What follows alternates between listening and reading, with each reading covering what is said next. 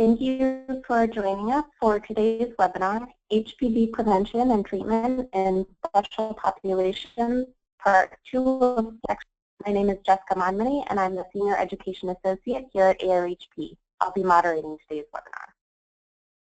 Before we begin, I would like to share how you can receive continuing education credits for this webinar. In order to receive credit, you must take the pre- and post-test.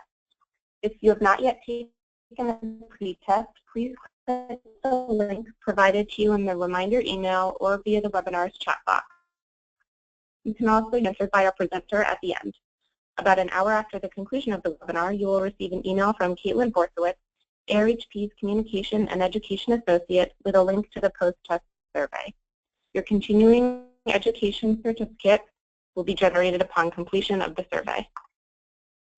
In 4 weeks, you will receive another email with a link to a follow-up evaluation. We ask that you complete this evaluation to let us know how you have incorporated what you've learned during this webinar into your work. Completing the pre- and post-test, as well as this follow-up evaluation, helps ARHP ensure that we continue to meet your educational needs and interests. Feedback. At this time, I would like to introduce Dr. John Davis, today's presenter. Dr. Davis is an infectious disease physician and clinical educator with a focus on immunocompromised hosts.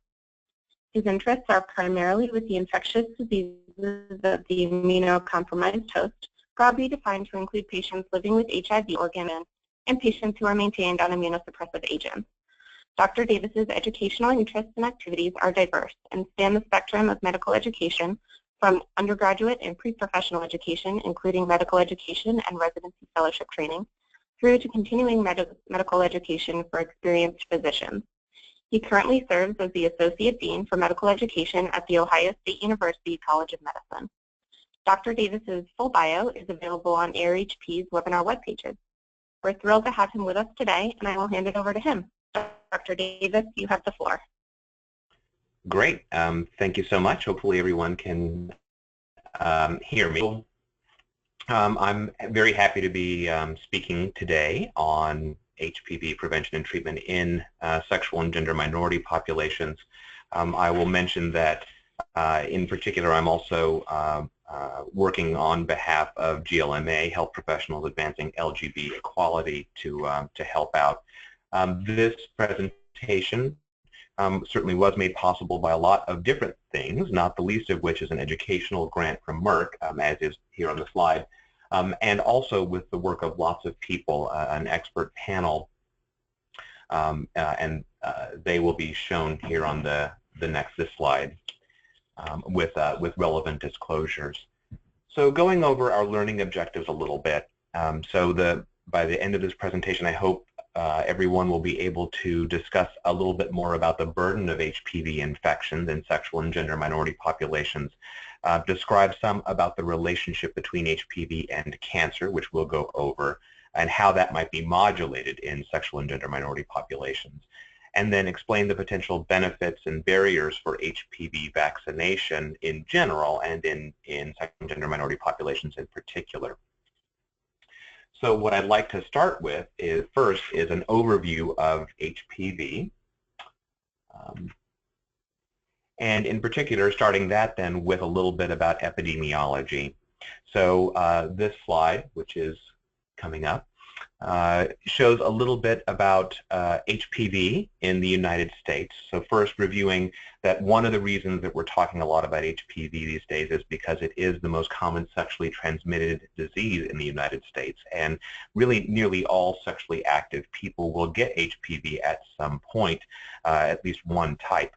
So the CDC estimates that approximately 79 million Americans are currently infected with HPV, and about 14 million people are becoming infected every year.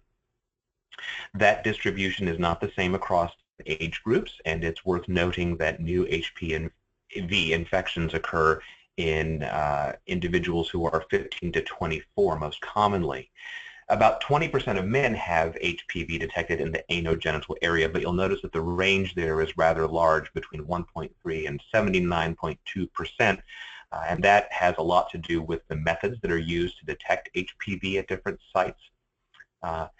What we can say is that the prevalence of HPV is declining in vaccine-eligible cohorts, and that's actually a very exciting thing, so that we've seen a decrease in HPV 6, 11, 16, and 18 among females 14 to 19, which is really great. But one of the other reasons that we're talking about HPV a lot is not just because it's common, but because of its potential consequences, and that includes HPV-associated cancers. So in looking at a survey of cancers from 2008 to 2012, there were about 38 or 39,000 HPV-associated cancers. Of those, about 30.7 thousand were actually attributable to HPV. You see the breakdown here between females and males, a slight predominance in females. And of those cancers that were attributable to HPV, it's worth noting that 80% of those were attributable to high-risk HPV of types 16 and 18. 93% were of those attributable to the HPV types that are preventable with the currently available 9-valent HPV vaccine. Drilling down a little bit more into the actual types of cancers and the percentages that are attributable to HPV, to type 16, 18, and to some of the other common subtypes, these are shown on this slide. So again, worth noting that the cancer types we're talking about are listed in the column on the left. So that includes cervical, vaginal, vulvar, penile, anal, and oropharyngeal. So all of these are HPV-associated malignancy sites, but again, with attributable proportions varying from 91% in cervical down to around 63% in oropharyngeal or in penile. So next, a little bit about HPV transmission. So it's worth also remembering that the virus itself is transmitted in skin-to-skin contact, not necessarily by body fluids, and that's important. So the primary source of exposure from women is vaginal penile, but again, any type of skin-skin contact can transmit HPV. And that includes receptive anal intercourse and other non-penetrating sexual activities, and that includes oral genital contact.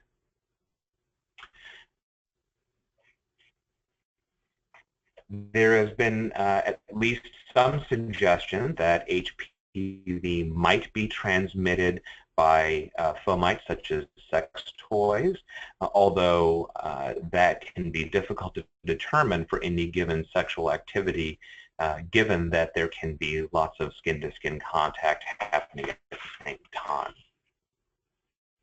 So what are some of the other risk factors that are associated with HPV infection? So we typically break these down into biologically based and behaviorally based risk factors. The biologically based risk factors have the most to do with especially the progression of HPV infection to cancer. The behaviorally based have more to do with acquisition of HPV, and these are summarized on the next slide here. So looking at some of the host factors, age is a very important one, and that includes as well age at first menarche, as the overall milieu of skin environment where HPV is acquired definitely affects the progression to cancer. Immunosuppression can be important here, and that's mentioned, as well as HIV infection for its immunosuppression deficiency is important. As type is in types, virus load can be important and has been correlated with overall burden of disease and progression. From a behaviorally based standpoint, most are sexual-related factors, and that includes things like lifetime number of sex partners, a recent new sex partner, a partner who may have been exposed to more types of HPV, etc. And so these are all summarized here. And then also important are substance use-related factors, things like heavy alcohol use and current or previous cigarette use all important. And so the next is thinking about how we might go about assessing for some of these risk factors. And so I want to include just a very brief chat here, and I know that most people on this particular call are probably well familiar with some of these concepts, but just to make sure we're all on the same page of taking a sexual history, remembering that the sexual history is an essential part of every patient's comprehensive history, and that it should be taken from all adults and adolescents regardless of gender identity, sexual orientation, or sexual practices. Most importantly, because it allows us an opportunity to educate and counsel patients about their sexual and reproductive health. And so I just include here on the next slide, as it's taking a moment to load up, the CDC's approach to taking a sexual history, which are, of course, the 5 Ps. And the 5P model refers to partners, practices, past history, protection, and pregnancy. Since we are talking about sexual and gender minorities here, I will just mention that, in particular, it's important not to make assumptions about any of these Ps, and that includes partners, and that also includes pregnancy plans. So remembering that for LGBT populations, that pregnancy plans can be very important, and it's important to discuss those. I'll also mention that, of course, many people believe in the 6P model, where the 6th P is pleasure, and incorporating that into counseling can be important as well. Lastly, just for completeness sake, I've included the algorithm for conducting a sexual history, and this is one of the standard ones on this coming slide, talking about the sort of 3-staged approach. First is setting the stage, the second is beginning with screening questions, and then the third is getting into more of the granular detail.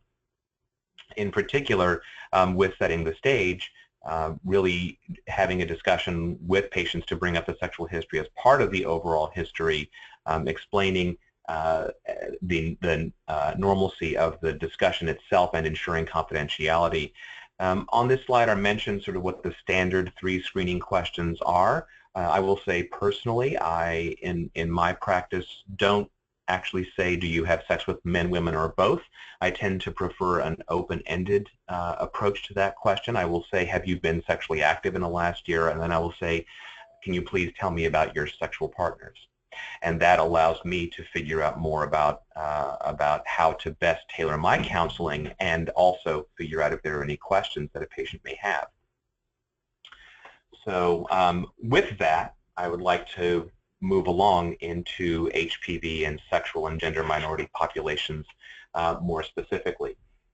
I will also note that the distinction of SGM, or sexual and gender minorities, is a relatively new distinction, and so not everyone may have heard of that particular categorization. And I think what this helps to point out to us is the differences between gender identity, gender expression, and sexual orientation, as very nicely displayed on this particular slide. A lot of people will use different diagrams, whether that be the genderbread person or the gender unicorn and others. This a little bit less on the cartoon side, I guess, and a little bit more on the scalar side. But this does get the point across nicely that these are not necessarily connected, and it's important to find out from our patients and clients exactly where they fall on the different spectra, in particular, so that we can, again, help answer their questions and help guide them with respect to their risk for infectious diseases in general and for HPV in particular. So again, the term itself, sexual and gender minorities, refers to not only LGBT populations, but for instance, in many different scenarios, LGBT are grouped together. Let's remember that lesbian, gay, and bisexual often refer to sexual orientation, and in particular, many people who are practicing in the field will focus more on behavior. So say things like men who have sex with men, women who have sex with women, men who have sex with men and women, etc. And I think it's important to realize that people are still at risk for negative consequences of infections, even if they aren't necessarily having sex. For instance, someone who identifies as a lesbian may face discrimination in given healthcare settings, even though she may not necessarily have been sexually active over the past few years. And as such, because she was sexually active before, may still be at risk for, let's say, cervical cancer, and be an appropriate candidate for cervical cancer screening, but because of the systemic discrimination that can happen in the healthcare system, be basically subject to some of the negative healthcare consequences of the healthcare disparities that are common amongst the populations. So more common now is to say sexual and gender minorities, etc. So what are some of the barriers to information about health, and in particular about HPV and treatment of HPV for sexual and gender minorities? And so these include some of the same things that would be true for many people who encounter healthcare disparities, and that includes access to care, confidentiality issues, in particular at the center of the slide, stigma, cost for sure, and then healthcare providers' lack of knowledge and certain negative attitudes. And these are all things that I think we're all trying to work to help address. Looking at now some populations in particular, in women who have sex with women, compared with heterosexual women, are at greater risk for cervical cancer. And in particular, lesbians are often overlooked for HPV infection risk, as they are for many sexually transmitted infections, because some providers believe that there is no risk for sexually transmitted infection in women who have sex with women. In particular, amongst HPV infection looking in non-heterosexual versus heterosexual women, high-risk types were higher in non-heterosexual women. We know that cervical cancer prevalence is higher amongst bisexual women, and that includes both those that identify as bisexual and women who have sex with men and women, or who have had sex with men and women. But it is important to know that, again, women who have sex with women are at risk. In particular, with vaccination rates in women who have sex with women, we are hamstrung a little bit by the fact that we don't have a lot of research and published data on HPV vaccination in women who have sex with women exclusively. But rates of vaccination do differ between adolescent and young adult women who have sex with women and their heterosexual counterparts, as evidenced here in one particular survey. 84.4% reported having heard of the HPV vaccine. When we look at it, there was an initiation rate of only 8.5% amongst women who have sex with women or who identified as lesbian, versus 33.2% who identified as bisexual. 28.4% of heterosexual counterparts initiated the vaccine. It's important to note as well that the rates of initiation are not the same as the rates of completion. Obviously, those decline. In another study looking at 500 or so lesbian and bisexual women aged 18 to 26, and an online survey, it found that HPV vaccine initiation was higher among respondents who were students, who'd received a healthcare provider's recommendation, who perceived greater positive social vaccination norms, or who anticipated greater regret if they did not get vaccinated and later got HPV. So these are important all in helping us to determine how we might go about counseling for our patients in general, and for sexual minority women. With respect to HPV and transgender populations, so in trans women, it is important to remember that trans women require HPV prevention just like other populations, that they are certainly at higher risk for HIV infection, and HPV can travel along those same pathways. So HPV vaccine is recommended for all people, and that includes transgender women through age 26. And trans women in particular, even those who've had surgical gender-affirming therapy, can still be infected with HPV. So there are several reports out about neovaginas being infected with HPV, and in particular suffering some of the consequences of progression from infection to disease. In trans men, it's important to remember that all persons with a cervix are at risk for cervical cancer and should receive routine cytology screening as per the national guidelines. Now, performance of the traditional Pap screen and speculum exam can be difficult for trans men. Here's where it's important to have a conversation with the patient first and find out how they might prefer to be examined.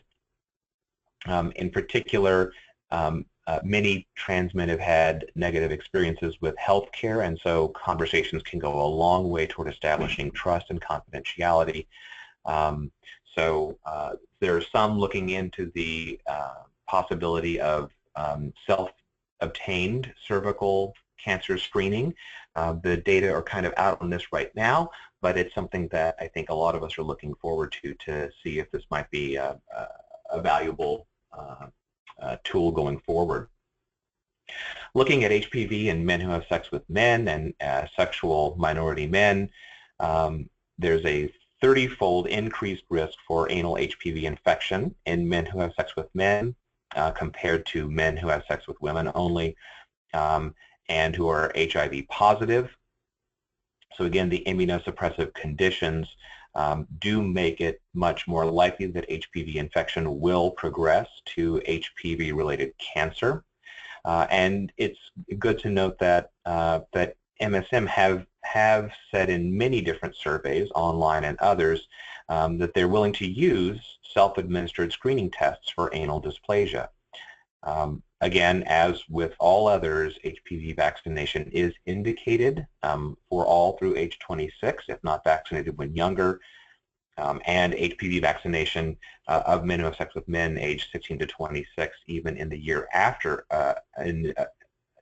initiation of anal sex, reduces anal intraepithelial neoplasia. So I think the important point here is that we know that vaccines work better for HPV when they are given as scheduled and when patients are younger.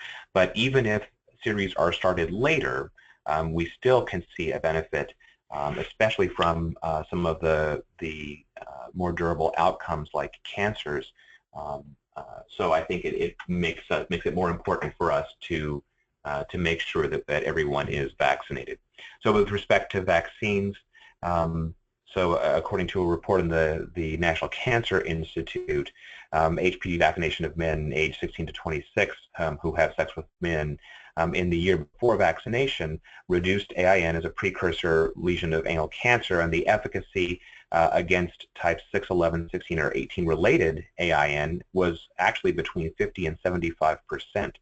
So we know that the vaccines tend to work better for people who are negative for exposure to those particular strains at the time of vaccination. We don't often test for exposure to those prior to giving the vaccine, and it can be cost prohibitive and in many cases isn't covered by insurance to test for those. So the recommendation still stands to give the vaccine up through 26.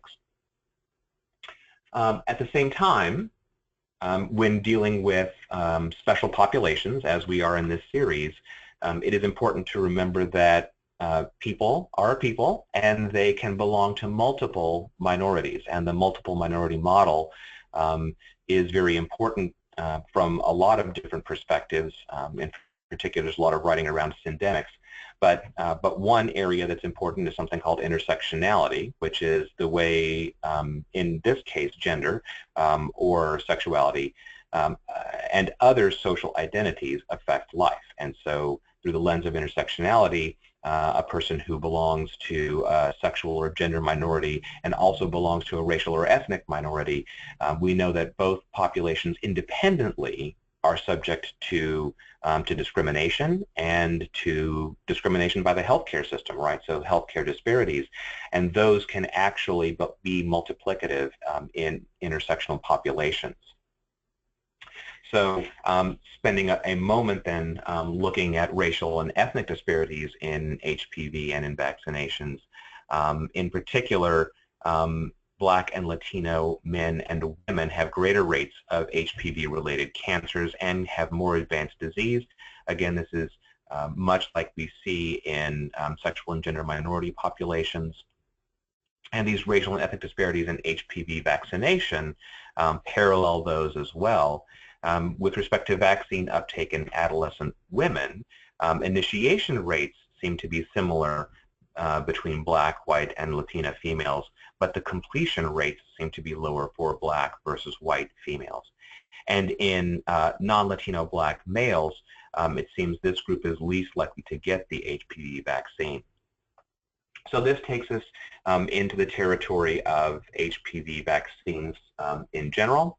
And so remembering that there are 3 vaccines that are licensed in the United States, the bivalent, the quadrivalent, and the 9-valent. Again, the 9-valent has pretty much taken over at this point. It can be very difficult to even find the quadrivalent anymore, let alone the bivalent from before. So I summarize here on this upcoming slide the recommendations of the ACIP, the Advisory Committee on Immunization Practices, with respect to HPV vaccines. So routine HPV vaccination is indicated at ages 11 or 12, though the series can be started as young as 9. It is recommended for females 13 to 26 and for males 13 to 21 who had not been vaccinated previously or who have not completed the 3-dose series, although males up through age 26 can still be vaccinated if they had not been vaccinated previously.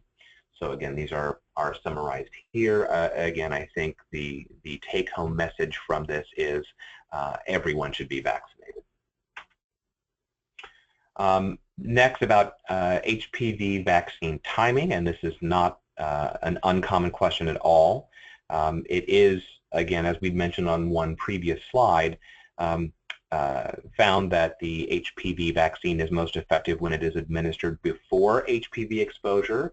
And again, that's been well documented, although what we're waiting to hear a bit more about is how effective the vaccine may be for people who have already been exposed. It's worth noting that, again, as we said on one of the early slides, most individuals will acquire HPV infections sometime shortly after becoming first sexually active. And then there's the age with respect to vaccines in general, and noting that HPV can produce a much better immune response from a vaccine standpoint in preteens than in older adolescents, and that certainly is true sort of across the age continuum there. So I've moved through this relatively quickly. I hope this leaves us plenty of time for questions. So I'll do some questions here first because I anticipate there should hopefully be a few good ones there. And then we'll wrap up the questions and move to some of the takeaways in the summary and go from there. Great. Thank you so much, Dr. Davis, for that excellent presentation. We can now begin taking questions that have been answered into the question box. So if everyone wants to take a moment to find a question box and enter their questions in there, Dr. Davis can address those. So we have one question here from Dorothy, who asks, if a patient has had 1 dose of the 4-valent HPV series, do they need to complete the series with the 4-valent HPV, or can they switch to the 9-valent HPV vaccine? That's a great question, and again, this happens not uncommonly, especially now as it's getting more and more difficult to find the 4-valent vaccine. So the recommendations from the ACIP are that the patient complete the series with the vaccine that's available. So if someone had, let's say, 1 shot of the 4-valent and is now due for their next shot, but the 4-valent is no longer available, you can complete the series with the 9-valent and go from there. Great, thank you.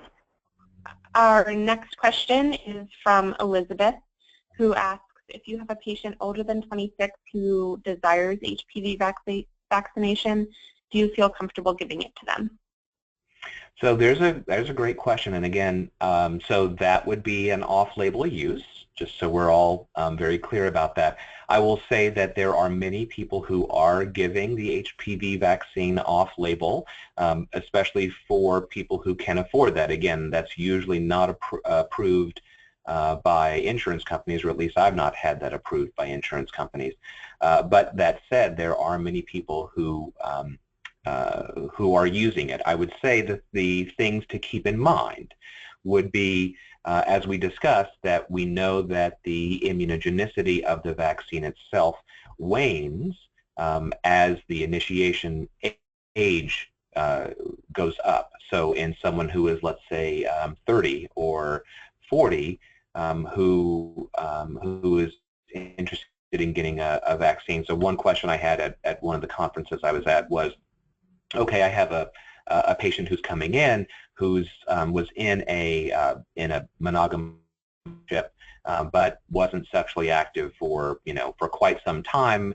The relationship ended, and so now this person is back in the sexual arena, I guess, as it were. And so the point is, with a concern about sexually transmitted infections, was interested in getting the HPV vaccine, even though they were older. And so I think the important thing to mention is that, again, we don't know what the efficacy is going to be in patients who are that much older, and so again, the benefit may not be quite there. I think what the cost has to do with, partially with the side effects associated with HPV vaccine, but mostly with the sort of financial toxicities there, so the actual cost.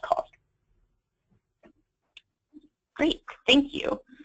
Our next question is from Susan, who asks us to just sort of re-clarify the term gender minority. Oh, great. So no, thanks for asking that. So again, I think important to remember that there are people across all elements of the gender spectrum, and that includes both gender identity and gender expression. So how one identifies and feels versus how one presents to the world.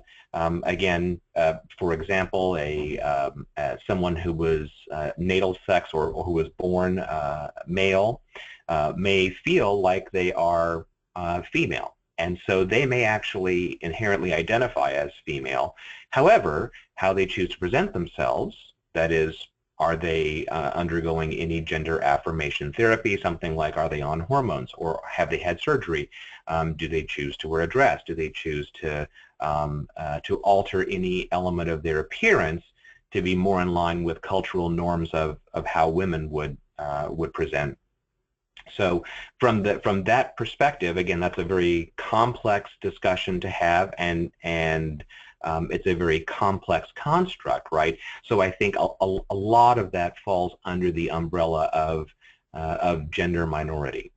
So that includes people who are on the, as some would say, the trans spectrum, and whether or not they are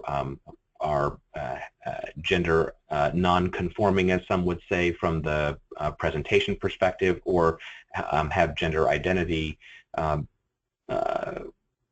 is on the spectrum somewhere else. All of those are under the gender minority population, because again, they can be perceived as different and therefore can be discriminated against. Again, it's important that we note the reason this language is out there is because it describes a group of people who are discriminated against, and in particular, since we're on this talk, that are discriminated against by healthcare. So hopefully that clarifies that a little bit. Perfect, thank you so much. Another clarification question about whether or not women who have sex with women are at higher risk for HPV because of lack of access to healthcare and vaccination? Great, another great question. And because we don't have enough research, it's really hard to say.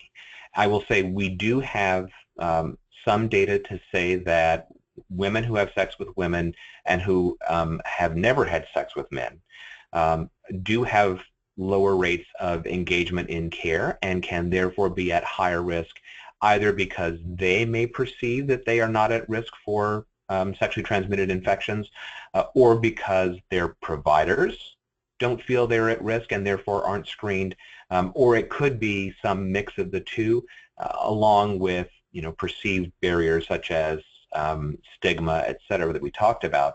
So we don't. The short answer is we don't really know yet what percentage is attributable to each of those, because we just haven't done some of the studies. Great, thank you.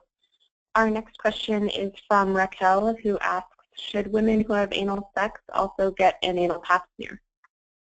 Great, another great question. So again, and we know from data that are being gathered around, I mean, here a study was done that showed that up to 30% of women who were presenting to a sexual health clinic said that they had participated in anal sex over the past year. So rates can be very high, and the important thing that we take away from the CDC guidelines about taking sexual history is that we're trying to get to what are some of the risk factors for infection, and the short answer to that is that yes, anal sex is a risk factor for anal HPV, and so the point is that they are at risk. Now, I think where things get a little complicated is what is the appropriate screening for anal cancer or anal HPV. And so we didn't discuss that here, and there's a reason for that, and that's because it's so complicated at this point. I will say that for the moment, national guidelines have, ACIP and others, but the national guidelines, in particular the USPSTF, have not recommended anal pap smears for patients. I will say that that is debatable, and there are other statewide and other national organizations that have recommended pap smears.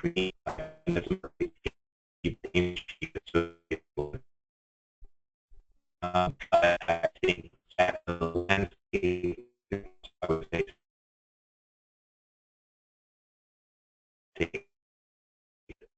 those have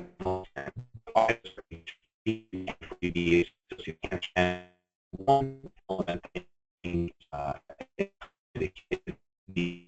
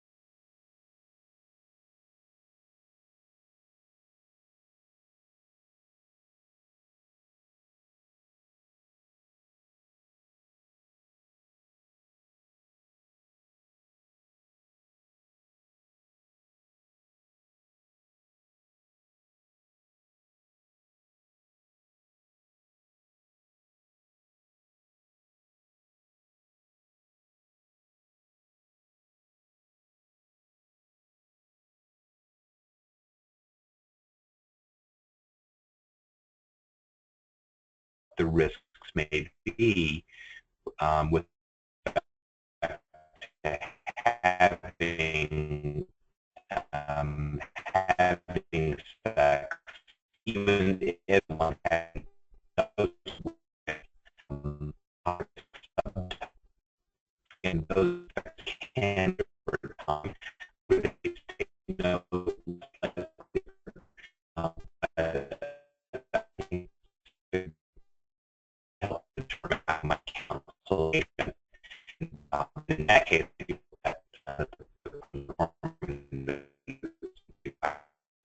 that you mentioned this already, but can you just clarify if HPV can be transmitted through the use of toys? Yeah, so again, great question. I think we don't have a good answer to that right now. There has certainly been a suggestion that HPV can live, I guess for lack of a better term, briefly on fomites such as sex toys. But it can be difficult to know whether that was an actual source of transmission, because we know that HPV can be transmitted by any skin-to-skin contact, and that includes non-penetrating contact. So, so there are not too many cases out there where there has been only, let's say, sex toy exposure without any direct skin contact, and that would include, hands, answers we would like. We would say that in general, it seems that the vast majority of infections are from direct skin-to-skin contact. If sex toys play a role, it is a very minor one. Great, thank you. Our next question is from Alan, a medical student in Florida. He notes that they learn a great deal about HPV in women, but not in men, and not in men who have sex with men. And he asks what efforts are being made to disseminate this information to medical students, and I will definitely post a link to the recorded version of the first webinar in our HPV series, specifically on men who have sex with men, but I'm sure he'd love an answer from kind of an educational standpoint as well. Great. So maybe switching a little bit then to my educational hat. Thank you for that question. So I think this is part of that. So in particular, I think getting providers to start asking some of those questions is what helps to motivate some curricular change, because once providers start asking these questions, that's when they want to start being able to